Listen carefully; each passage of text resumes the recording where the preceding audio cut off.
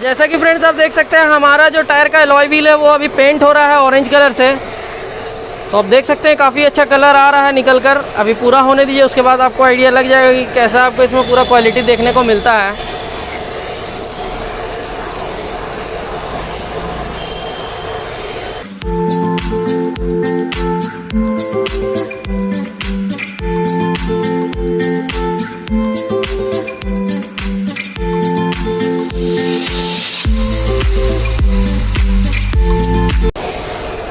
Colour काफ़ी अच्छा लग रहा है। आप लोग भी कमेंट्स में बताएं कि आपको कलर कैसा लगा है।